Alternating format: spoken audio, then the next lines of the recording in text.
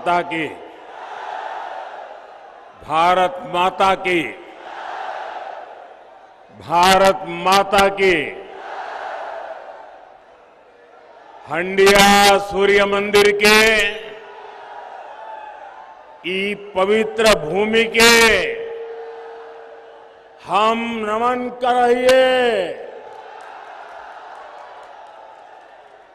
संकट मोचन तथा गुनियाजी तपोभूमि आप बिहार के प्रथम मुख्यमंत्री बाबू श्री कृष्ण सिंह जी के ई वैभवशाली धरती पर अपने सबके अभिनंदन करियो। साथियों, ये मगही पान की धरती है और मैं तो बनारस का सांसद हूं। मगही पान और बनारस का संबंध हम लोगों से ज्यादा अच्छा अब कौन जानेगा। साथियों, नवादा हो, गयाजी हो, नालंदा हो, औरंगाबाद, जहानाबाद, अरवल हो, यहां अद्भुत सामर्थ्य है। इस क्षेत्र के नायक बिहार केसरी श्री कृष्ण बाबू जी ने बिहार के विकास की जो नींव रखी, वो आज भी हम सबके लिए प्रेरणा देती है। ये धरती लोकनायक जयप्रकाश नारायण और भोला सिंह जी जैसे जनसेवकों की कर्मभूमि रही है। मगध की मिट्टी ने इतिहास में अनेक महान संतानों मां भारती को दी है। साथियों, मगध पुरातन भारत की शान है। अब हमें मगध को, बिहार को फिर वही पुराना गौरव लौटाना है। हमें इस क्षेत्र को फिर से वैश्विक ज्ञान विज्ञान का केंद्र बनाना है, विकसित बिहार बनाना है।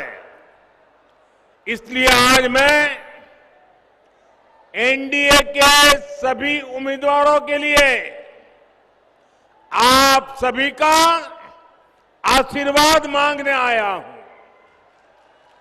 और यहां जो मैं उत्साह देख रहा हूं, जो जोश से भरे हुए नौजवानों को देख रहा हूं,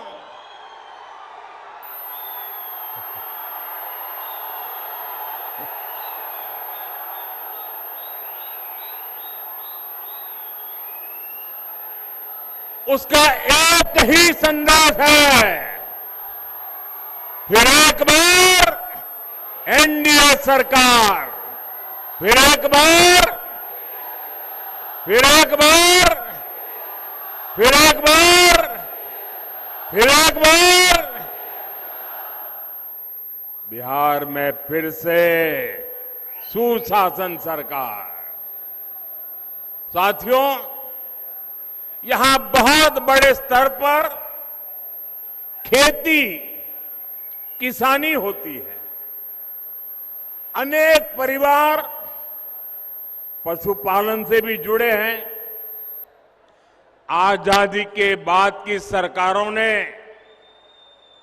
छोटे किसानों के हितों को प्राथमिकता नहीं दी। इस वजह से छोटे किसान हमेशा संकटों से घिरे रहे, लेकिन ये मोदी है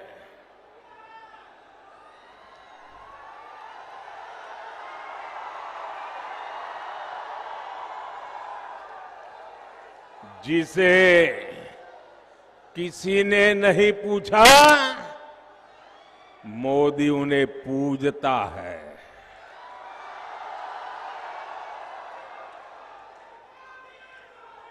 साथियों, बीते 11 वर्षों में हमारी सरकार छोटे किसानों को कृषि नीति के केंद्र में लाई है। आजाद भारत में पहली बार ऐसा हुआ है, छोटे किसानों के लिए बैंक के दरवाजे तक बंद थे। मोदी ने छोटे किसानों के बैंक खाते खुलवाए। आज किसान के उसी बैंक खाते में पीएम किसान सम्मान निधि का पैसा जमा होता है। यहां बिहार के किसानों करीब 30,000 करोड़ रुपए मिल चुके हैं। ये मैं आंकड़ा सिर्फ बिहार के किसानों का बताता हूं। और इतना ही नहीं, हमारे नवादा जिले का भी आंकड़ा हम सबका गौरव बढ़ाने वाला है।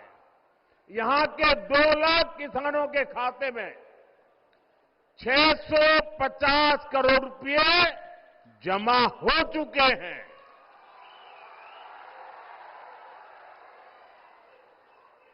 और मेरे भाइयों बहनों, याद रखिए, ये सारा का सारा पैसा बिना कट कमीशन और करप्शन के किसान के खाते में जमा हुआ है।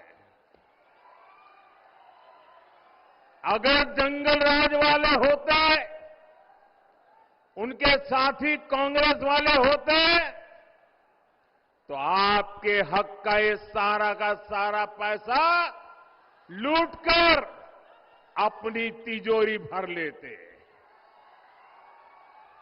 और ये मैं नहीं कह रहा हूं, कांग्रेस के ही एक प्रधानमंत्री ने कहा था कि दिल्ली से 1 रुपया निकलता है तो गांव जाते जाते 15 पैसा हो जाता है। ये रास्ते में ये कौन सा पंजा था जो रुपये को घिस करके 15 पैसा बना देता था। साथियों, बिहार के लिए एनडीए का जो घोषणा पत्र आया है, उसमें तो किसानों और पशुपालकों को डबल उपहार मिला है।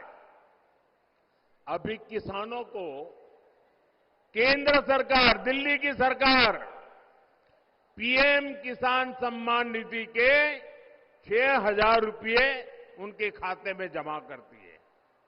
अब बिहार एनडीए ने ये घोषणा की है कि यहां फिर से सरकार बनने के बाद भारत सरकार जो देती है, उसके उपरांत 3,000 रुपये अतिरिक्त हमारे किसान साथियों को दे दिया जाएगा। साथियों, बिहार की इस मिट्टी ने आर्यभट्ट जैसे महान गणितज्ञ पैदा किए। बिहार की जनता का अंक गणित भी अच्छा है और सामान्य ज्ञान में भी उसका कोई मुकाबला नहीं है। ये चारे वाले सोचते हैं कि बिहार की जनता को चरा जाएंगे, जबकि इनकी रग रग की सच्चाई ये बिहार की जनता भली भांति जानती है।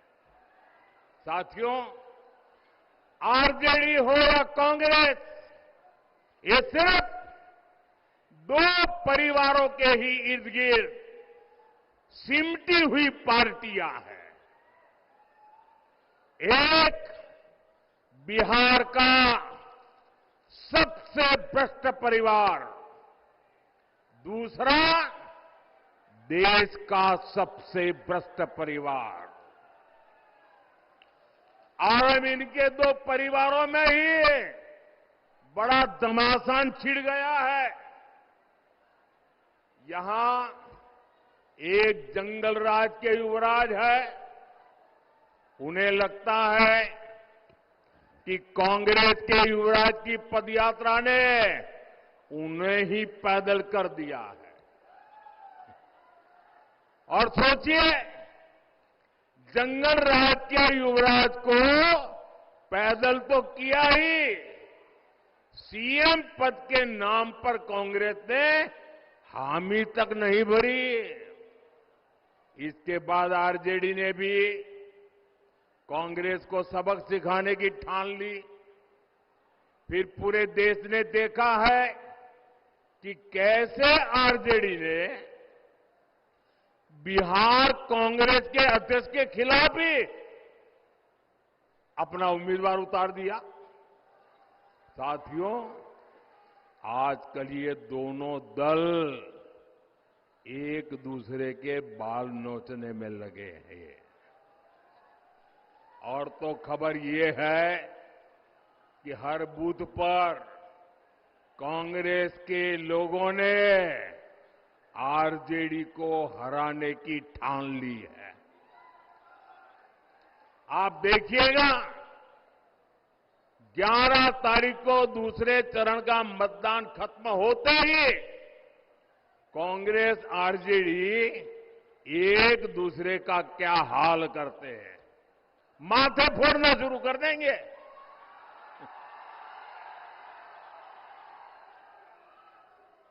साथियों, बिहार का तेज विकास एकजुट एनडीए ही कर सकता है। आज बिहार में नीतीश जी का शानदार नेतृत्व है, साथ में हमारे पूर्व मुख्यमंत्री मांझी जी है, उपेंद्र कुशवाहा जी है, मेरे युवा साथी चिराग बाबू है, दिलीप जायसवाल जी है, सम्राट चौधरी है, विजय सिन्हा है।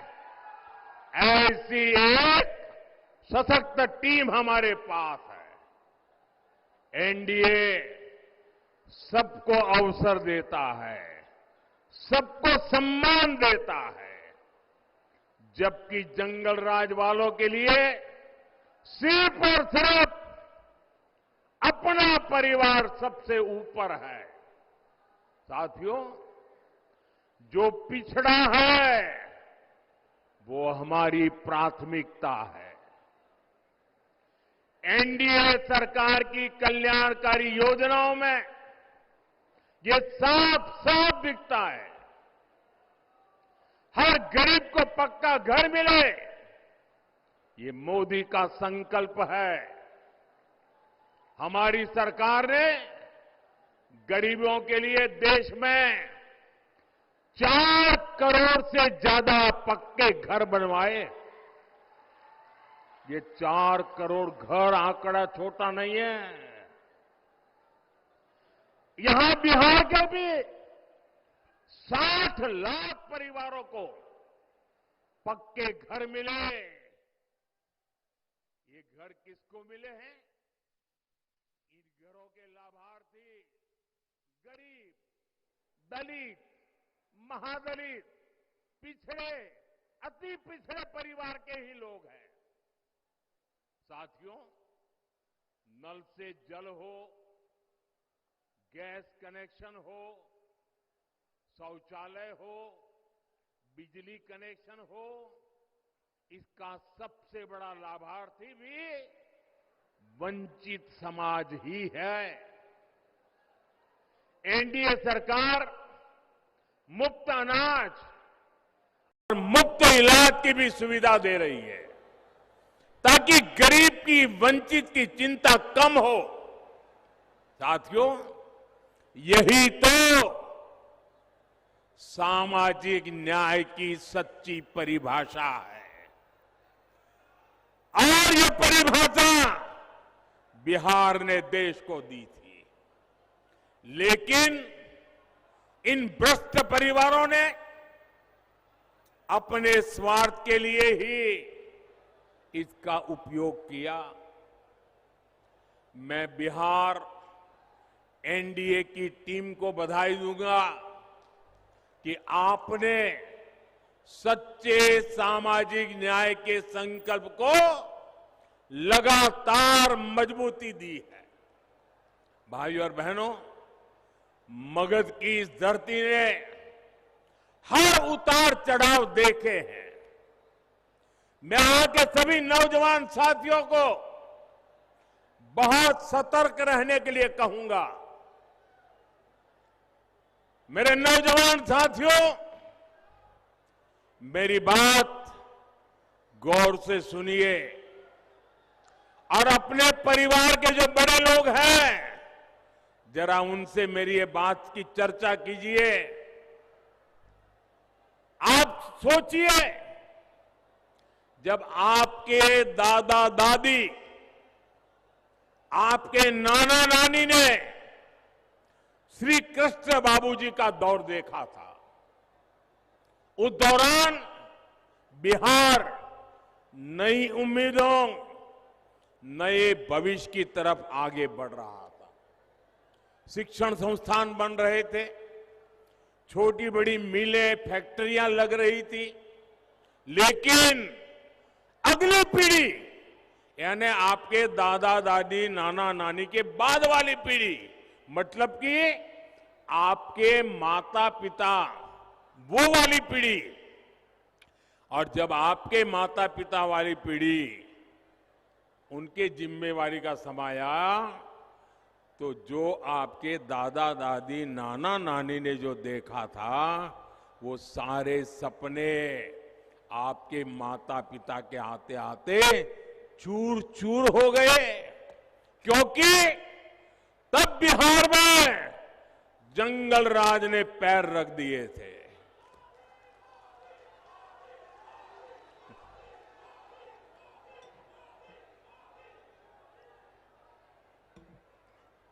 साथियों,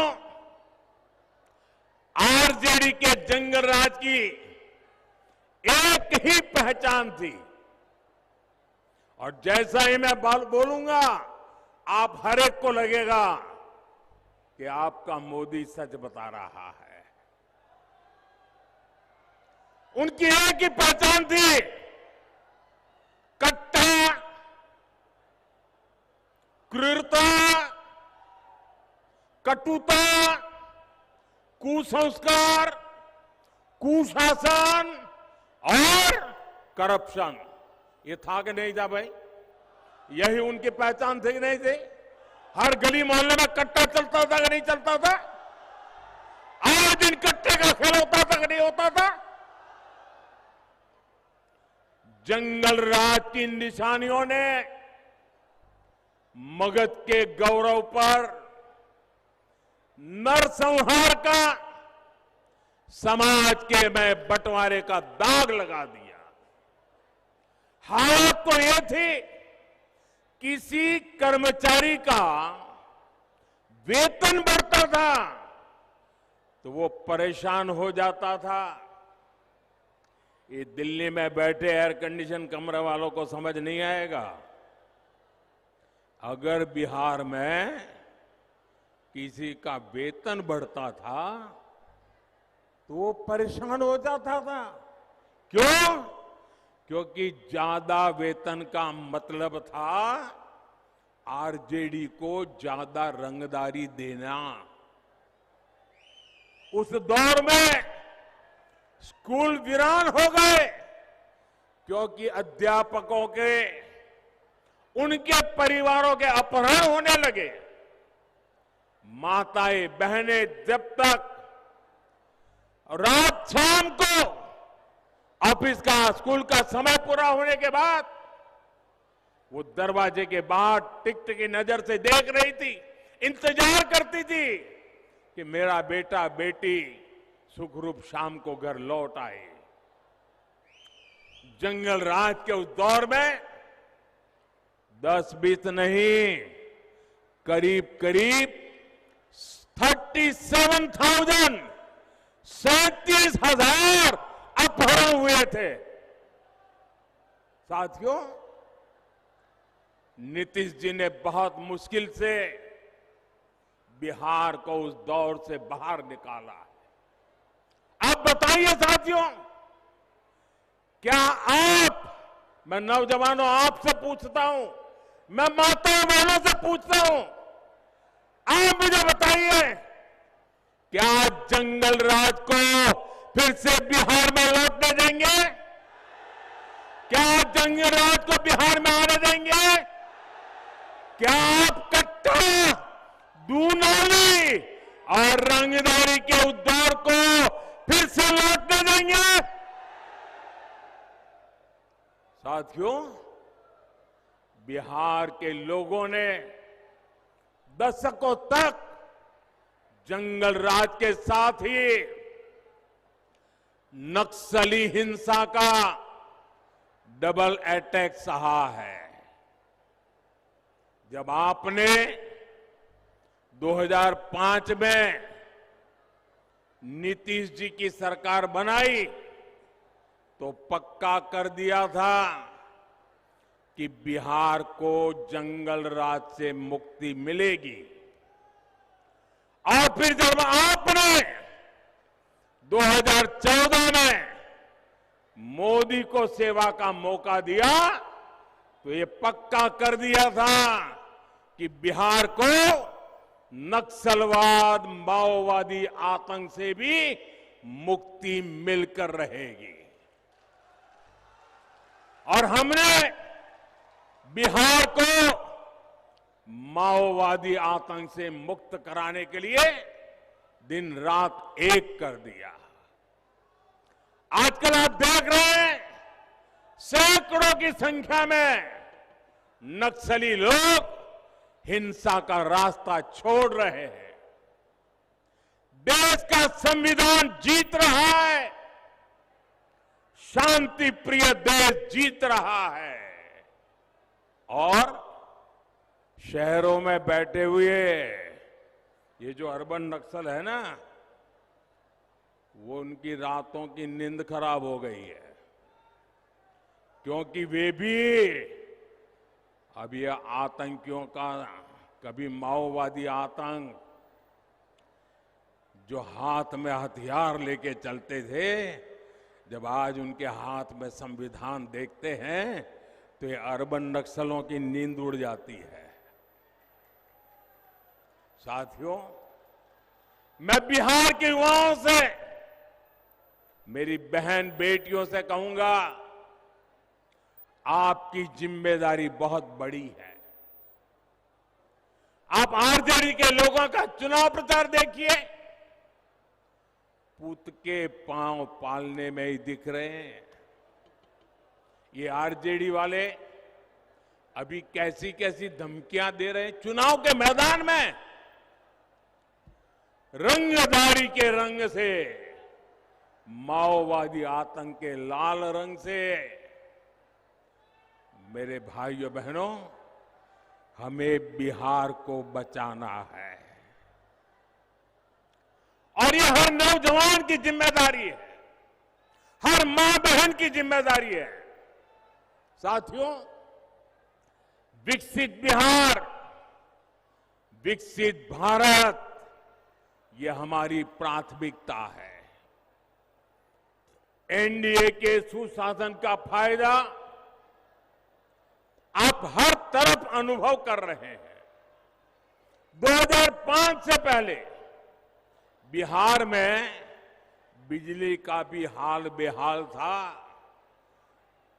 बिजली के तार तो लगे थे, लेकिन लोग सोचते थे कि ये तो कपड़े सुखाने के लिए रस्सी लगी हुई है और बिहार में लोग ये बिजली के तार पर कपड़े सुखाते थे, वो हाल बना था। ये हमारी सरकार है जिसने बिहार के गांव-गांव में बिजली पहुंचाने का इंतजाम किया। मैं आप लोगों से एक आग्रह करूंगा, आप में से जितने लोगों के पास मोबाइल है, जरा मोबाइल फोन निकालिए और अपने मोबाइल फोन की जरा लाइट चालू कीजिए, लाइट ऑन कीजिए। सबके सब लोग अपने मोबाइल फोन की लाइट ऑन कीजिए। सब लोग यहां सब लोग, आप मुझे बताइए भैया, जब आपकी हथेली में इतनी तेज रोशनी है तो लालटेन की जरूरत है क्या? लालटेन की जरूरत है क्या? ये रोशनी है कि नहीं है? आपकी हथेली में है कि नहीं है? आपका भाग्य आपकी हथेली में है कि नहीं है? साथियों, छठ पूजा के समय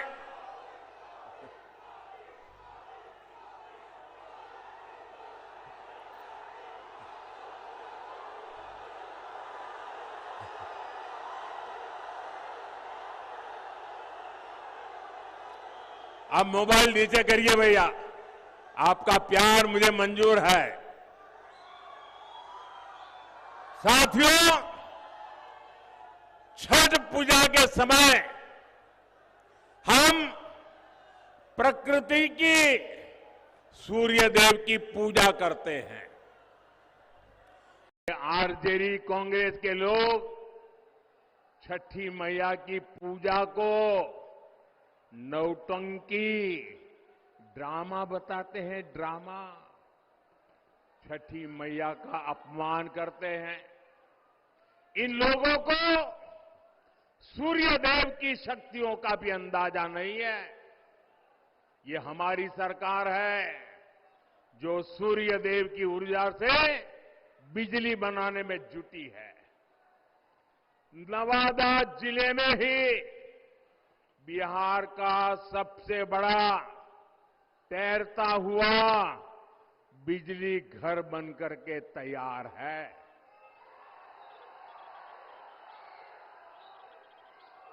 और जो दिल्ली से, बड़े बड़े शहरों से ये चुनाव की खुशबू लेने आए हैं ना, उनको भी मैं कहूंगा, जरा नवादा का ये तैरता हुआ सोलर प्लांट देख करके जाइए।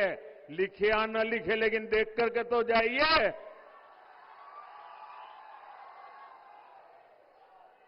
हम बिहार में पीएम सूर्यघर मुफ्त बिजली योजना का भी विस्तार करने में जुटे हैं। इसके तहत हर लाभार्थी परिवार को छत पर सोलर प्लांट लगाने के लिए 75 से 80 हजार रुपये सरकार दे रही है। एक एक परिवार को 75,000 to 80,000 रुपीज हर परिवार को दिया जाता है। साथियों, जिन घरों में ये सोलर प्लांट लग रहा है, वहां का बिजली बिल 0 हो गया, 0। बिजली का बिल 0 हुआ, इतना ही नहीं, अतिरिक्त बिजली बेच करके कमाई भी हो रही है भाइयों। साथियों, बिहार में फिर से एनडीए सरकार बनने के बाद इस अभियान को और तेज किया जाएगा। साथियों, बिहार के नौजवानों को बिहार में ही अच्छी शिक्षा मिले, इस पर हमारा बहुत जोर है। नीतीश जी के नेतृत्व में जो सुशासन आया है, उससे बिहार शिक्षा और कौशल विकास के केंद्र के रूप में उभर रहा है। आज बिहार में बहुत बड़ी संख्या में स्कूल, कॉलेज और इंजीनियरिंग कॉलेज बन रहे हैं। इसका बहुत बड़ा फायदा हमारे बिहार के युवाओं को हो रहा है। अब उनके सामने पढ़ने के लिए दूसरे राज्यों में जाने की मजबूरी नहीं है। साथियों, आने वाले समय में ये क्षेत्र अमृतसर, कोलकाता इंडस्ट्रियल कॉरिडोर का महत्वपूर्ण केंद्र होने जा रहा है। हजारों करोड़ रुपए का निवेश यहां होने वाला है। आने वाले सालों में यहां सैकड़ों उद्योग लगेंगे। बिहार का नौजवान, मेरे नौजवान साथियों, ये मोदी की गारंटी है, लिख लीजिए।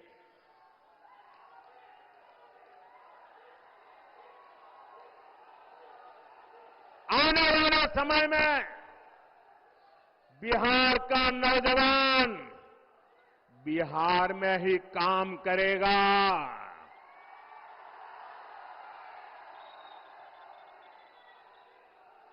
बिहार का नौजवान बिहार में ही काम करेगा, बिहार का नाम करेगा।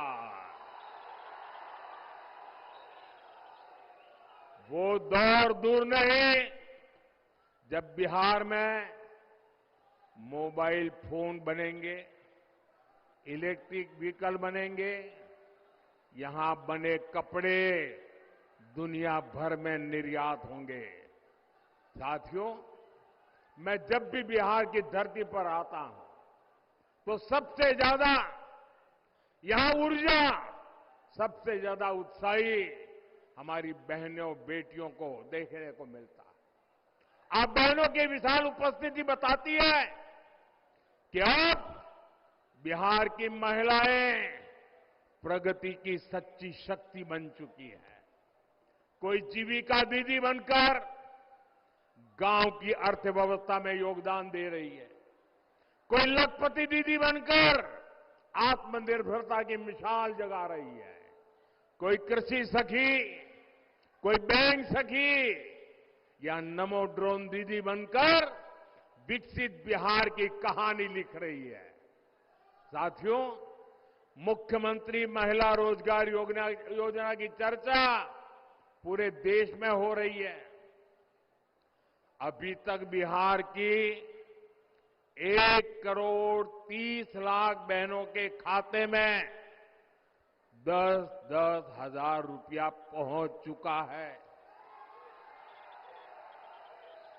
1,30,00,000 बहनों के खाते में एनडीए के घोषणा पत्र में इसको लेकर भी बहुत बड़ी घोषणा की गई है। मैं आप सभी बहनों को भरोसा देता हूं, मैं बिहार की सभी माताओं बहनों को, महिलाओं को भरोसा देता हूं, हमारी सरकार कदम कदम पर आपके साथ खड़ी रहेगी। साथियों, बिहार के पास संस्कृति की विरासत की भी बहुत बड़ी शक्ति है। ये क्षेत्र जैन परंपरा, बौद्ध परंपरा के लिए जाना जाता है।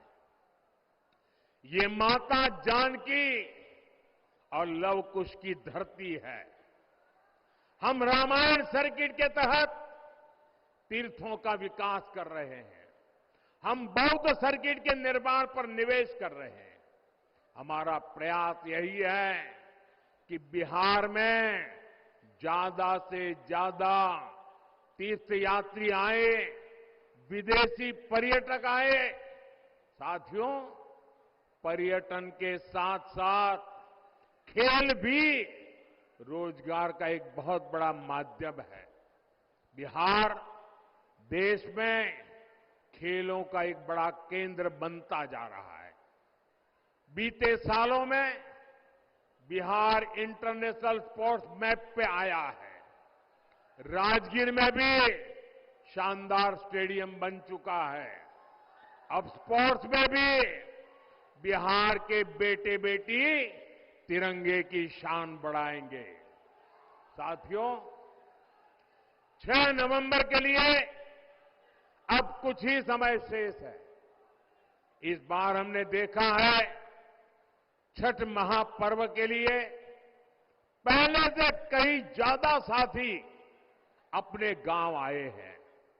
मैं उनसे आग्रह करूंगा, क्योंकि लोकतंत्र में मतदान करना ये हमारा अधिकार भी है, हमारी जिम्मेदारी भी है। और इसलिए जो लोग बिहार आए हुए हैं और जिनका यहां की मतदाता सूची में नाम है, उन्होंने अपने इस अधिकार का पूरा उपयोग करना चाहिए। मतदान किए बिना वापस नहीं जाना चाहिए। मतदान करके ही अपने क्षेत्र में जाए। साथियों, विकसित बिहार के लिए आपका एक एक वोट बहुत जरूरी है।